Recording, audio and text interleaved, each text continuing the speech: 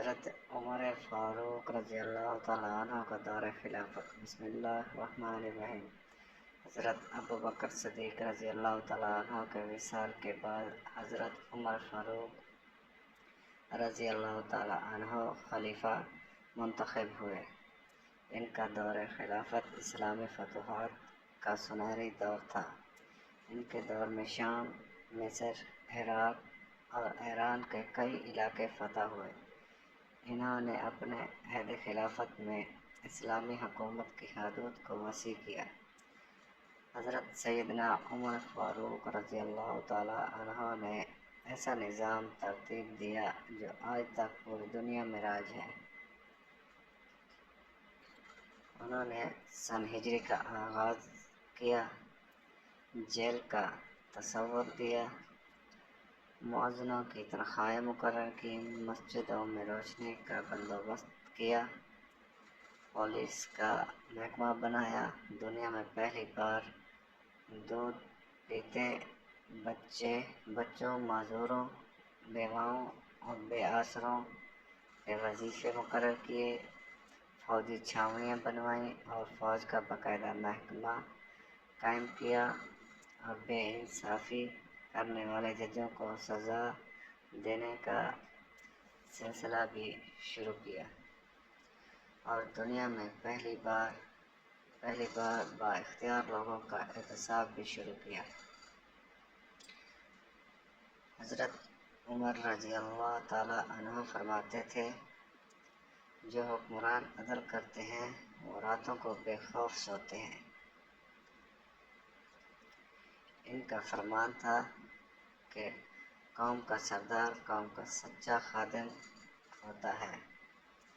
ان کے دسترخوان پر کبھی دو سالن نہیں رکھے گئے۔ وہ زمین پر سر کے نیچے اینٹ رکھ کر سو جاتے تھے۔ ان کے کرتے پر 14 پیوند تھے اور ان پیوندوں میں ایک سرخ چمڑے کا پیوند بھی تھا۔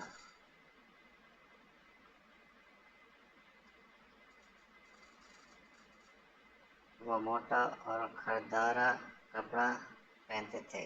انہیں نرم اور باریک کپڑے پسند نہیں تھے۔ آپ رضی اللہ تعالیٰ عنہ جب کسی کو گورنر بناتے تھے تو اسے نصیحت فرماتے، کبھی ترکی گھوڑے پر سوار نہ ہونا، باریک لباس نہ پہننا، چھنا ہوا آٹا نہ کھانا، دربان نہ رکھنا اور کسی فریادی کے آنے پر دروازہ بند نہ کرنا۔ حضرت عمر رضی اللہ تعالیٰ عنہ کا یہ فقرہ آج بھی انسانی حقوق کے چارٹر کی حیثیت رکھتا ہے۔ مائیں بچوں کو آزاد پیدا کرتی ہیں، تم نے کب سے انہیں غلام بنا لیا۔